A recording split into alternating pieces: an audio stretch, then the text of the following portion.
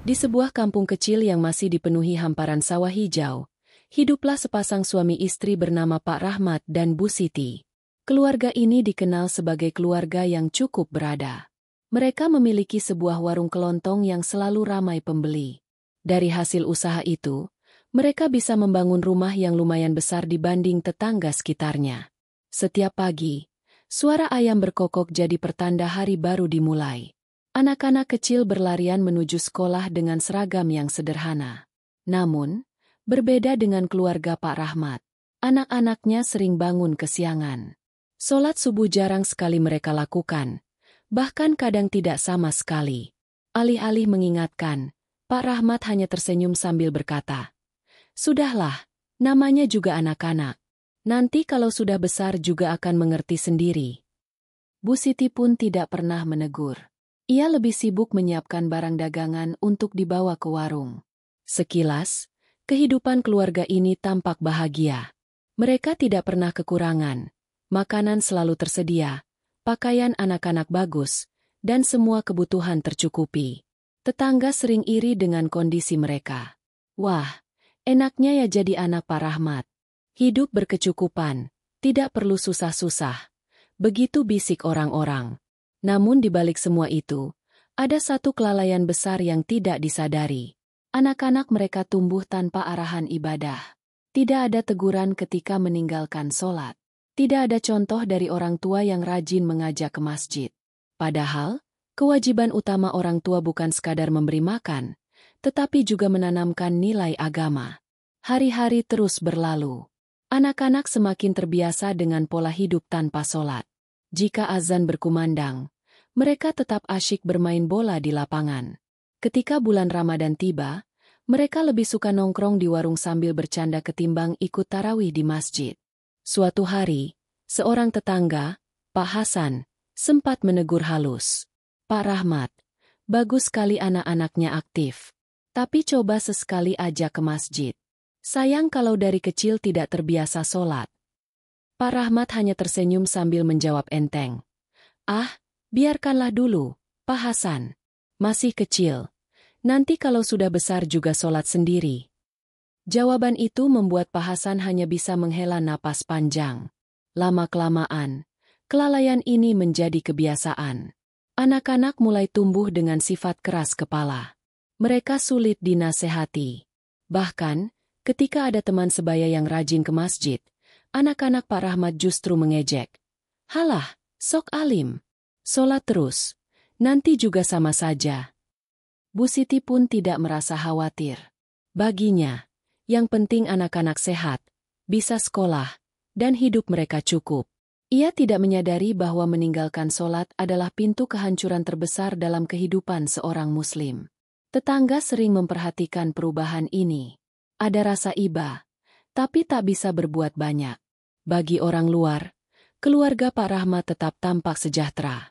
Mobil sederhana terparkir di halaman, warung ramai setiap hari, dan mereka selalu tampak tersenyum. Namun, senyum itu perlahan menutupi sebuah kelalaian besar. Kelalaian yang kelak akan membawa mereka pada cobaan demi cobaan. Disinilah cerita dimulai, dari kehidupan yang tampak tenang dan penuh kemewahan, namun tanpa disadari perlahan menjauh dari Allah. Orang tua yang sibuk dengan dunia, anak-anak yang tumbuh tanpa sholat, dan sebuah keluarga yang berjalan menuju jurang kesulitan. Apa yang akan terjadi berikutnya? Babak baru akan segera dibuka. Hari-hari terus bergulir. Keluarga Pak Rahmat semakin disibukkan dengan urusan dunia. Warung mereka makin besar, pelanggan makin banyak, dan keuntungan terus mengalir. Dari luar, semua tampak sempurna. Tetapi di dalam rumah, ada sesuatu yang perlahan rapuh. Pak Rahmat selalu bangun pagi, tapi bukan untuk sholat subuh. Ia bangun untuk membuka warung lebih cepat daripada orang lain. Baginya, waktu subuh adalah waktu terbaik untuk memulai bisnis. Ia sering berkata, "Kalau warung buka duluan, pelanggan pasti datang. Rezeki jangan sampai terlambat masuk." Sayangnya, kalimat itu sering diucapkan di saat anak-anaknya masih terlelap, tanpa pernah dibangunkan untuk sholat. Bahkan ketika azan berkumandang, suara azan itu hanya menjadi latar belakang, bukan panggilan yang menggugah hati. Bu Siti pun tidak jauh berbeda. Ia sibuk menyiapkan barang-barang dagangan, mencatat pesanan, hingga mengatur arisan ibu-ibu komplek. Sesekali ia mendengar suara azan, namun ia hanya berkata dalam hati, "Nanti saja, setelah pekerjaan selesai." Begitulah, sholat sering ditunda, bahkan kadang tertinggal. Anak-anak mereka pun tumbuh meniru kebiasaan itu. Si sulung, Fadli, yang duduk di bangku SMP, lebih suka bermain game di ponsel daripada ke masjid. Si tengah, Rahman, malah senang nongkrong di lapangan bersama teman-teman. Sedangkan si bungsu, Nisa, hanya mengikuti kakak-kakaknya tanpa pernah tahu arti sholat. Pada suatu sore, ketika adzan maghrib berkumandang, Fadli masih asyik bermain game di ruang tamu. Rahman menonton televisi, sementara Nisa makan camilan. Bu Siti lewat begitu saja sambil berkata, "Habisin dulu makanannya, nanti kalau sempat baru sholat." Tidak ada teguran keras, tidak ada ajakan lembut, tidak ada dorongan untuk segera mendirikan sholat. Anak-anak pun tumbuh dengan keyakinan bahwa meninggalkan sholat bukanlah hal yang salah. Waktu terus berjalan. Kebiasaan ini semakin mengakar. Ketika bulan Ramadan tiba, bukannya ikut tarawih, anak-anak justru sibuk bermain petasan di jalan. Sementara orang tua mereka hanya tersenyum melihat tingkah itu, tanpa pernah mengingatkan. Pak Rahmat bahkan sempat berkata kepada seorang tetangga, "Ah, biarkan saja. Namanya juga anak-anak. Biar puas main dulu. Kalau besar nanti mereka juga sadar sendiri." Kalimat itu terdengar ringan, tapi sesungguhnya berat di sisi Allah. Sebab mendidik anak untuk sholat bukan sekadar pilihan, melainkan kewajiban orang tua. Suatu ketika, seorang ustadz di kampung memberikan ceramah setelah sholat Jumat. Ia berkata dengan suara tegas, "Wahai para orang tua, jagalah anak-anakmu dengan sholat. Jangan biarkan mereka tumbuh tanpa mengenal Allah. Kalian akan dimintai pertanggungjawaban atas didikan itu di akhirat." Beberapa jamaah terdiam, termasuk Pak Rahmat yang kebetulan hadir. Sesaat hatinya bergetar. Ia merasa tersindir. Namun begitu keluar dari masjid, pikirannya kembali pada urusan warung. Ia menepis bisikan itu dengan berkata dalam hati, "Nantilah, kalau warung sudah stabil baru aku bisa lebih fokus ke agama." Bu Siti pun sesekali merasa bersalah. Ia melihat anak-anak tetangga rajin ikut pengajian di musola. Anak-anaknya sendiri tidak pernah mau diajak. Tapi perasaan itu hanya bertahan sebentar. Ia kembali larut dalam kesibukan dunia. Lama-kelamaan, anak-anak semakin sulit dikendalikan. Mereka mulai berani membantah. Ketika diminta membantu di warung, Fadli sering berkata, "Ah, malas, capek. Suruh adik saja." Rahman pun semakin nakal, suka pulang malam tanpa kabar. Sedangkan Nisa tumbuh dengan sikap manja, hanya ingin bersenang-senang.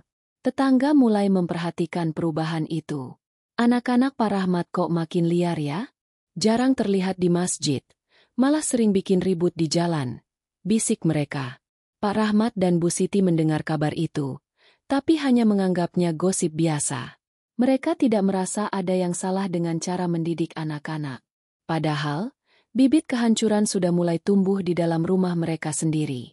Satu hal yang tidak mereka sadari, kelalaian dalam menanamkan sholat sejak dini adalah awal dari segala bencana. Sebab sholat adalah tiang agama, penopang kehidupan, dan pelindung dari keburukan. Tanpa sholat, anak-anak seperti berjalan tanpa arah, mudah terseret arus dunia. Dan benar saja, perlahan-lahan kehidupan keluarga ini mulai diguncang. Masalah demi masalah datang, meski mereka belum sepenuhnya menyadari bahwa semua berawal dari satu kelalaian besar, lalai dalam mendidik anak-anak untuk sholat. Bab ini menutup dengan sebuah pesan samar. Orang tua mungkin merasa memberi yang terbaik dengan harta, makanan, dan pakaian. Tapi semua itu tidak akan ada artinya jika tiang agama diabaikan. Sebab ketika sholat ditinggalkan, kehidupan yang tampak indah hanya tinggal menunggu waktu untuk runtuh. Waktu terus berjalan, tahun demi tahun. Anak-anak Pak Rahmat tumbuh semakin besar, tetapi kebiasaan meninggalkan sholat sudah melekat kuat dalam diri mereka. Tidak ada yang menegur, Tidak ada yang mengingatkan. Solat bagi mereka bukanlah kewajiban, melainkan pilihan, dan sayangnya pilihan itu hampir selalu ditinggalkan. Suatu sore, azan asyar berkumandang merdu dari musola kampung. Udara terasa sejuk setelah hujan kecil membasahi jalanan. Beberapa anak sebaya berlari-lari kecil menuju masjid dengan membawa sarung dan peci. Namun, berbeda dengan itu, Fadli dan Rahman justru asyik nongkrong di warung sambil tertawa keras-keras. Kalian gak ke masjid? Tanya seorang teman sebaya. Fadli menjawab dengan santai sambil tersenyum mengejek. Solat nanti aja. Toh Allah gak bakal marah kalau kita telat. Yang penting hati kita baik. Rahman menimpali dengan lebih kasar. Iya, ngapain solat rajin-rajin? Nanti juga mati semua. Sama aja. Ucapan itu membuat teman-teman mereka terdiam. Ada yang tersinggung. Ada juga yang hanya menggeleng pelan. Benih-benih kesombongan mulai tumbuh dalam hati mereka. Karena sejak kecil mereka tidak pernah ditanamkan rasa takut pada Allah. Bu Siti yang melihat dari kejauhan hanya tertawa kecil. Namanya juga anak-anak. Jangan terlalu keras. Gumamnya. Ia tidak sadar bahwa dengan membiarkan anak berkata demikian, ia sedang mendorong mereka semakin jauh dari jalan agama.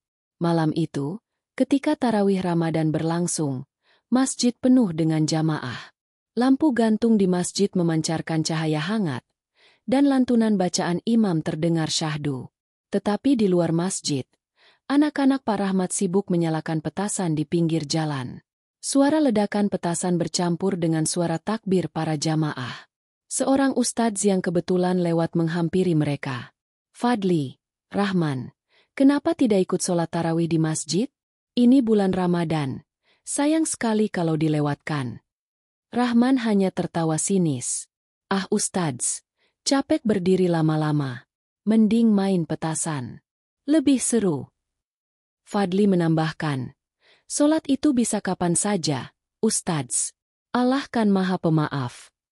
Ustadz itu hanya menghela napas, lalu berkata pelan. Nak, jangan main-main dengan sholat. Itu tiang agama, pondasi hidupmu. Kalau dari kecil kau tinggalkan, besar nanti kau akan menyesal. Namun nasihat itu masuk telinga kanan, keluar telinga kiri. Tidak ada yang menanggapi dengan serius. Tetangga pun semakin sering memperhatikan perubahan anak-anak ini. Suatu hari, Pak Hasan, tetangga yang sudah lama prihatin, datang lagi ke rumah Pak Rahmat. Ia berkata dengan hati-hati, Pak Rahmat, maaf kalau saya lancang, tapi anak-anakmu makin jarang kelihatan di masjid. Bahkan mereka suka mengejek teman-temannya yang sholat. Saya khawatir, Pak, kalau dibiarkan begini nanti jadi kebiasaan buruk. Alih-alih tersentuh, Pak Rahmat hanya tertawa kecil. Pak Hasan, jangan terlalu seriuslah. Namanya juga masa remaja. Pasti ada bandelnya. Yang penting mereka sehat dan sekolahnya lancar. Jawaban itu membuat Pak Hasan menggeleng pelan. Ia tahu, tidak ada gunanya menasehati orang yang hatinya sudah tertutup oleh dunia. Hari-hari terus berjalan. Sedikit demi sedikit, tanda-tanda peringatan mulai muncul. Fadli mulai sering berbohong kepada orang tua, terutama soal uang saku. Rahman ketahuan ikut balap liar di jalan desa, membuat tetangga resah. Nisa pun tumbuh dengan sikap manja, lebih suka meminta uang untuk membeli barang-barang mewah ketimbang belajar. Pak Rahmat dan Bu Siti melihat semua itu, tapi mereka hanya menganggapnya kenakalan biasa. Mereka tidak sadar bahwa semua itu adalah tanda peringatan. Allah sedang menunjukkan jalan agar mereka segera sadar, tapi kelalaian membuat hati mereka semakin buta. Suatu malam, Bu Siti bermimpi aneh. Ia melihat rumahnya dikelilingi api, sementara anak-anaknya menangis minta tolong. Ia berusaha memadamkan api, tapi tidak ada satupun air yang bisa menyelamatkan. Ia terbangun dengan keringat dingin, napas terengah-engah. Mas, aku mimpi buruk sekali, kata Bu Siti pada suaminya. Rasanya seperti pertanda, rumah kita akan kena musibah. Pak Rahmat hanya menenangkan. Mimpi itu cuma bunga tidur. Jangan terlalu dipikirkan. Namun sejak malam itu, hati Bu Siti sering gelisah. Ia tidak bisa tenang, Seolah ada sesuatu yang akan terjadi pada keluarganya. Peringatan demi peringatan datang, tapi keluarga ini tetap lalai. Mereka mengira semua masih baik-baik saja. Padahal, ini baru awal. Azab yang lebih besar sedang menunggu di depan mata. Beberapa tahun setelah kelalaian itu terus berulang, kehidupan keluarga Pak Rahmat yang dulu tampak kokoh mulai diguncang. Awalnya semua terasa biasa saja. Warung mereka masih ramai. Pelanggan masih datang silih berganti. Namun perlahan, tanda-tanda goyah mulai muncul. Pagi itu, seorang pelanggan tetap datang untuk berbelanja. "Pak Rahmat, kok harga barang di warung Bapak lebih mahal dibanding warung sebelah? Saya jadi ragu mau beli di sini lagi." Kata-kata itu membuat wajah Pak Rahmat memerah. Ia mencoba tersenyum, tapi di hatinya terasa was-was. Benar saja, beberapa hari kemudian, pelanggan warung mulai berkurang. Orang-orang lebih suka berbelanja di warung lain yang lebih jujur dan ramah. Pak Rahmat merasa heran. Kenapa ya? Rezeki tiba-tiba berkurang? Padahal aku masih bekerja keras. Ia tidak sadar bahwa rezeki itu bukan hanya soal kerja keras, melainkan juga keberkahan yang datang dari ketaatan kepada Allah. Di rumah, anak-anak pun semakin tak terkendali. Fadli yang sudah remaja mulai jarang pulang. Ia lebih sering nongkrong dengan teman-temannya hingga larut malam. Rahman terjerat pergaulan bebas, sering ikut balapan liar, bahkan mulai belajar merokok. Sementara Nisa tumbuh semakin manja, setiap hari meminta uang untuk membeli barang-barang yang sebenarnya tidak perlu. Bu Siti mulai merasa gelisah. Ia merasakan ada sesuatu yang salah. Namun alih-alih menegur anak-anak atau introspeksi, ia justru menenggelamkan diri dalam kegiatan sosialnya. Arisan, pengajian sekadar formalitas, dan berkumpul dengan ibu-ibu komplek membuatnya seolah lupa bahwa rumah tangganya sedang rapuh. Suatu sore, langit mendung, angin bertiup kencang, dan hujan turun deras. Atap warung mereka bocor, beberapa barang dagangan rusak. Seorang tetangga berkata, "Pak Rahmat, mungkin ini ujian dari Allah. Coba lebih sering ajak keluarga sholat. Rezeki bisa kembali berkah." Pak Rahmat mengangguk, tapi di dalam hati ia masih menganggap itu sekadar omongan orang tua kampung. Sholat tidak ada hubungannya dengan rezeki. Yang penting kerja keras. Batinnya. Namun hari demi hari, masalah terus berdatangan. Modal usaha menipis karena barang dagangan tidak laku. Beberapa kali ia ditipu pemasok, menerima barang palsu yang tidak bisa dijual. Utang pun mulai menumpuk, membuat kepalanya pusing. Di saat yang sama, anak-anak semakin menjadi beban. Fadli ketahuan ikut tawuran, membuat malu keluarga. Rahman pulang dengan motor rusak akibat balap liar. Nisa semakin berani membantah orang tua, bahkan berkata kasar ketika permintaannya tidak dipenuhi. "Kenapa anak-anak kita jadi begini, Mas?" tanya Bu Siti suatu malam dengan suara bergetar. "Mereka makin susah diatur. Usaha juga makin hancur. Aku takut. Ini semua teguran dari Allah." Pak Rahmat terdiam. Ia tidak bisa menjawab. Hatinya sebenarnya mulai resah, tapi egonya masih menolak untuk mengakui. Ia masih percaya bahwa semua ini hanyalah kebetulan, bukan akibat kelalaiannya dalam mendidik anak-anak beribadah. Malam itu, ketika hujan deras mengguyur kampung, listrik di rumah mereka padam. Dalam gelap, Pak Rahmat duduk termenung. Ia teringat kata-kata ustadz di masjid dulu. "Jagalah anak-anakmu dengan sholat. Jangan lalai, karena engkau akan dimintai pertanggungjawaban." Hatinya bergetar, tapi sesaat kemudian ia kembali menghibur diri. Ini semua hanya cobaan kecil. Nanti juga berlalu. Padahal, itu baru permulaan. Kehidupan mereka akan segera memasuki fase yang lebih berat. Rezeki yang dulu melimpah perlahan mengering. Anak-anak yang dulu dianggap kebanggaan kini menjadi sumber kesedihan. Dan yang lebih mengerikan, musibah besar sedang menunggu di depan mata. Bab ini ditutup dengan sebuah bayangan. Warung yang dulu ramai kini mulai sepi. Suara tawa anak-anak berubah menjadi sumber kegelisahan, dan doa-doa yang tak pernah terucap kini menjadi hutang besar di hadapan Allah. Hari-hari yang tadinya berjalan tenang kini berubah menjadi rentetan masalah tanpa henti. Keluarga Pak Rahmat, yang dulu dikenal cukup berada, kini seperti kehilangan cahaya keberkahan. Musibah datang bertubi-tubi. Satu selesai, yang lain segera menyusul. Pagi itu, Pak Rahmat duduk di warung dengan wajah muram. Dagangannya menumpuk tak laku. Gula dan beras yang dulu cepat habis kini dibiarkan berdebu di rak. Pelanggan yang biasanya antre, kini hanya sesekali mampir. Banyak yang beralih ke warung tetangga yang lebih ramah dan jujur. Seorang pemasok datang menagih utang. Pak Rahmat, sudah 3 kali saya kirim barang, tapi pembayaran belum juga lunas. Kalau begini terus, saya tak bisa kirim lagi. Pak Rahmat terdiam, peluh dingin mengalir di keningnya. Ia mencoba beralasan. Sabar ya, insya Allah minggu depan saya bayar. Dagangan saya lagi seret. Namun pemasok itu menggeleng. Saya juga butuh makan, Pak. Kalau tak bisa bayar, saya anggap ini piutang hangus. Ucapan itu membuat hati Pak Rahmat semakin berat. Dalam diam, ia mulai menyadari betapa rezekinya kini terhimpit. Di rumah, masalah lain muncul. Bu Siti mengeluh sakit di bagian perut. Awalnya hanya terasa nyeri kecil, namun lama-kelamaan rasa sakit itu semakin parah. Ia sering meringis di malam hari, tak bisa tidur dengan tenang. Mas, perutku sakit sekali, ucap Bu Siti sambil menahan tangis. Pak Rahmat panik, segera membawanya ke dokter. Setelah diperiksa dan dilakukan USG, dokter berkata dengan wajah serius, Bu Siti ada kista di rahimnya. Perlu pengobatan rutin, mungkin operasi. Biayanya tidak sedikit. Mendengar itu, dunia seakan runtuh bagi Pak Rahmat. Uang untuk modal dagang saja tidak ada. Bagaimana mungkin ia membiayai operasi istrinya? Sejak saat itu, beban keluarga semakin berat.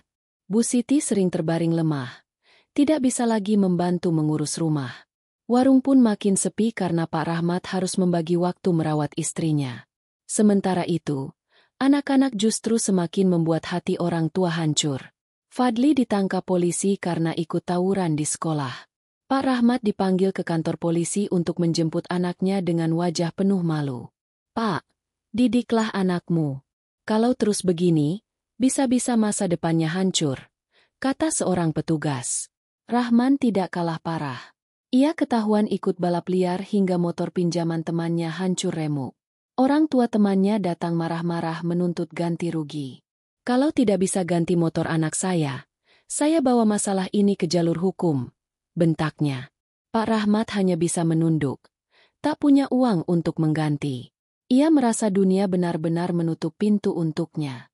Di sisi lain, Nisa pun makin berani. Ia meminta uang untuk membeli pakaian mewah agar tidak diejek teman-temannya. Ketika ditolak, ia menangis dan berteriak kasar kepada orang tuanya.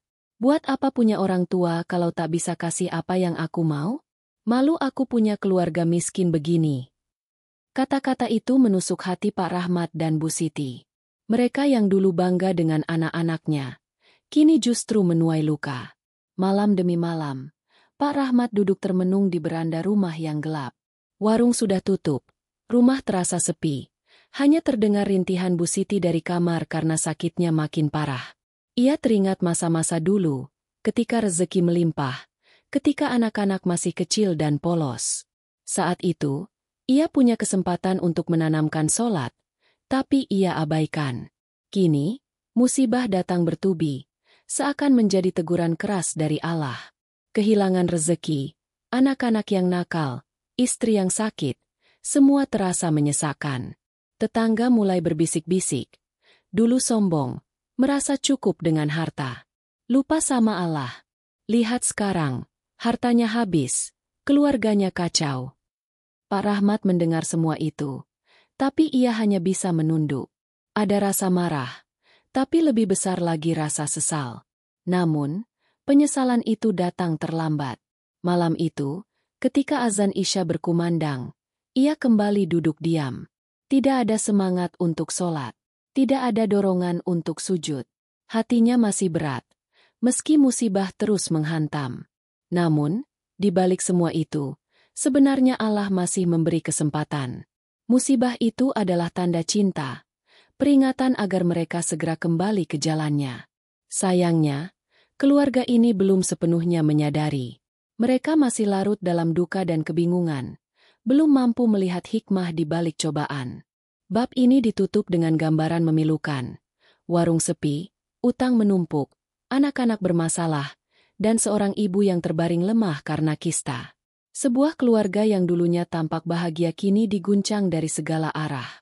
Musibah bertubi-tubi seakan menjadi pintu menuju kehancuran, jika mereka tidak segera sadar. Hari-hari setelah musibah itu seperti mimpi buruk yang tak kunjung berakhir. Warung Pak Rahmat yang dulu selalu ramai kini benar-benar sepi. Rak-rak kosong, barang dagangan menipis, dan pelanggan sudah enggan datang lagi. Apa yang dulu jadi sumber kebanggaan, kini tinggal papan kayu rapuh tanpa makna. Untuk bertahan hidup, Pak Rahmat terpaksa menjual beberapa barang berharga. Motor yang dulu dibeli dengan penuh kebanggaan akhirnya dilepas dengan harga murah. Perhiasan Bu Siti pun ikut terjual, hanya untuk membeli obat dan menutupi sebagian utang. Namun kebutuhan semakin banyak, sementara pemasukan nyaris tidak ada. Utang terus menumpuk, dan para penagih datang silih berganti. Pak Rahmat, kapan Bapak mau bayar? Jangan terus beralasan, kami juga butuh makan, teriak salah satu penagih dengan nada keras. Pak Rahmat hanya bisa menunduk. Malu, marah, dan putus asa bercampur jadi satu. Di rumah, keadaan makin menyedihkan. Bu Siti yang sakit kista sering menangis di malam hari karena rasa sakit yang tak tertahankan. Ia tidak bisa lagi membantu apa-apa. Hanya terbaring lemah, menatap langit-langit rumah dengan mata sembab. Mas, mungkin ini balasan untuk kita. Kita terlalu sibuk dengan dunia, lupa pada Allah. Kita tidak pernah mengingatkan anak-anak sholat. Sekarang lihat, semua hilang satu persatu. Ucap Bu Siti dengan suara lirih, menahan tangis. Pak Rahmat terdiam. Kata-kata itu menembus hatinya. Ia ingin menyangkal, tapi kenyataan terlalu jelas di depan mata. Ia mulai sadar bahwa semua musibah ini bukan sekadar kebetulan, melainkan peringatan dari Allah yang selama ini ia abaikan. Anak-anak pun tak lagi bisa dibanggakan.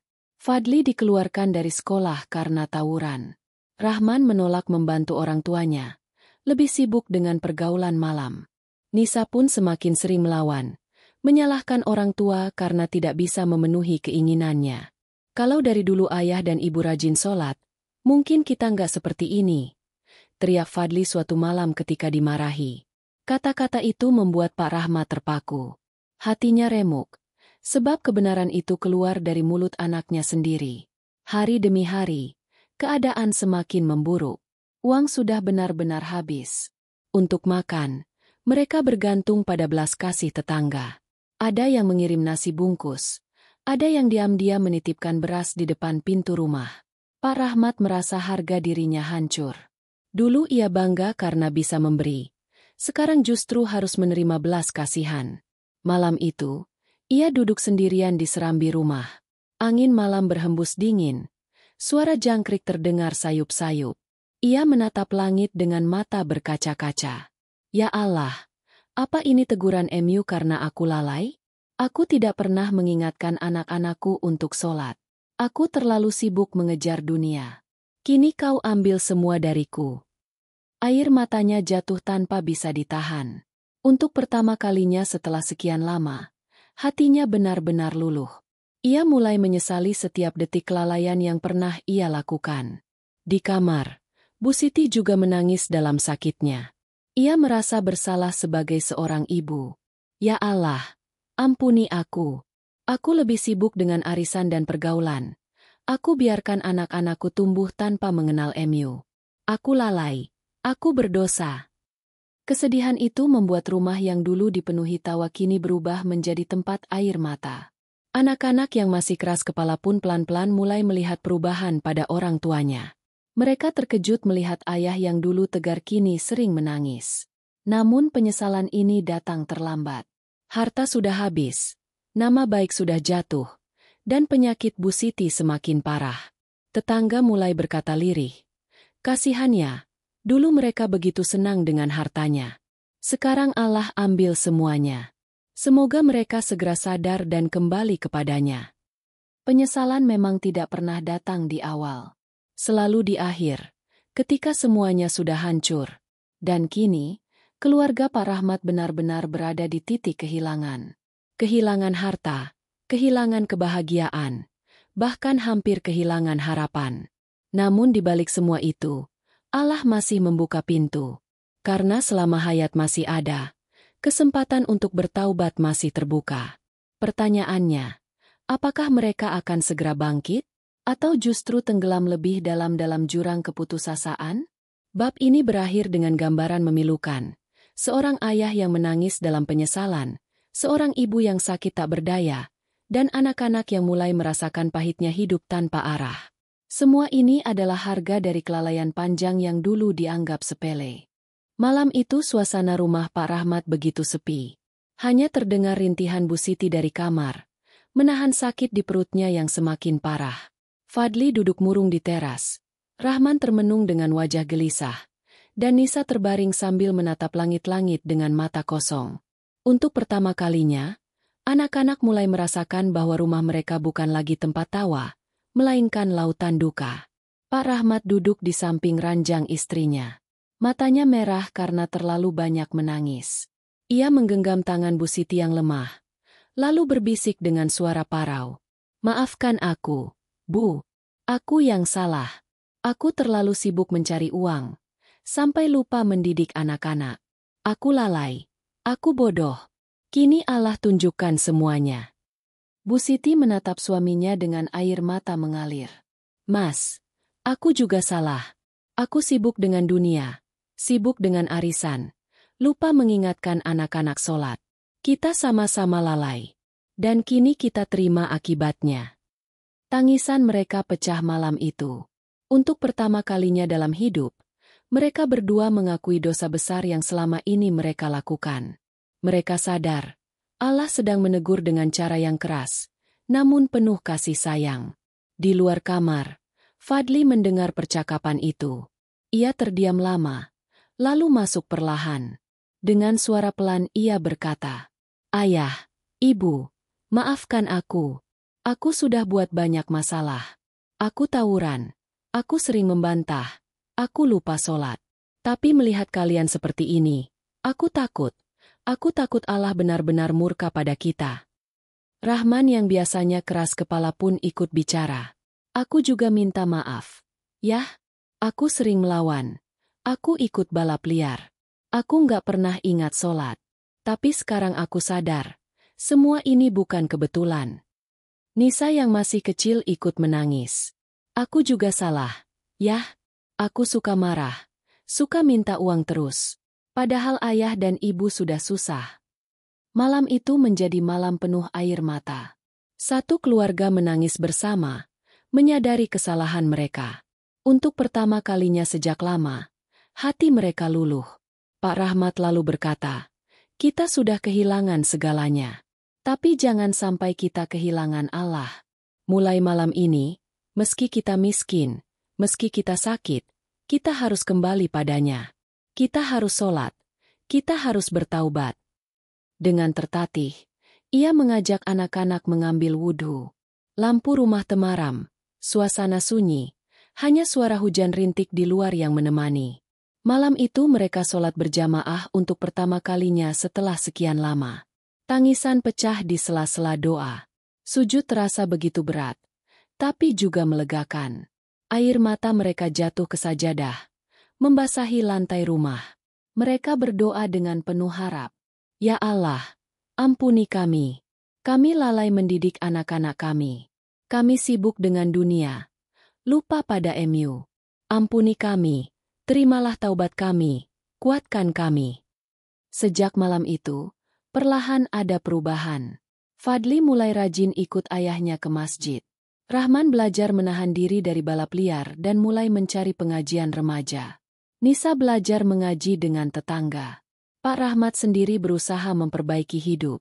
Ia tak lagi memikirkan warung yang bangkrut, melainkan bagaimana caranya menegakkan sholat tepat waktu bersama keluarga. Bu Siti meski sakit masih berusaha ikut duduk di ruang sholat, meski kadang hanya bisa berzikir. Tetangga yang melihat perubahan itu ikut terharu. Alhamdulillah, akhirnya Pak Rahmat sadar juga. Semoga Allah mudahkan jalan keluarnya, kata Pak Hasan sambil tersenyum. Namun, perubahan ini tidak serta-merta menghapus semua kesulitan. Utang masih ada, sakit Bu Siti belum sembuh, dan ekonomi tetap berat. Tapi ada satu hal yang berbeda, hati mereka kini lebih tenang. Meski hidup miskin, mereka merasa dekat dengan Allah. Pak Rahmat berkata pada anak-anaknya, kita memang kehilangan harta, tapi jangan sampai kehilangan iman. Dunia bisa kita kejar perlahan, tapi kalau kita jauh dari Allah, semua akan hancur lagi. Keluarga itu mulai merasakan kehangatan baru.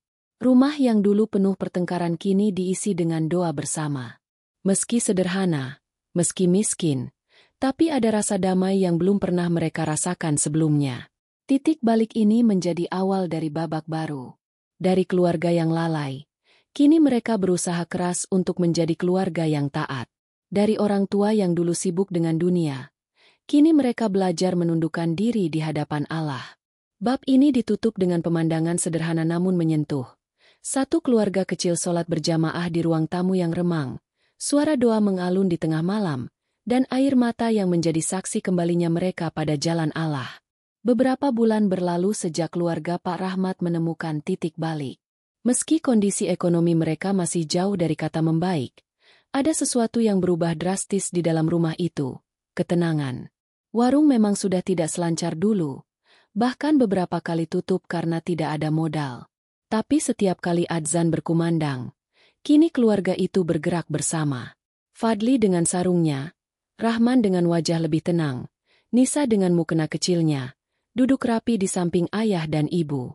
Mereka sholat berjamaah di ruang tamu yang sederhana. Bu Siti, meski penyakit kista masih menghantam tubuhnya, kini jauh lebih ikhlas. Ia sering tersenyum meski dalam sakit. Mas, sakit ini mungkin memang balasan untuk kelalaianku dulu.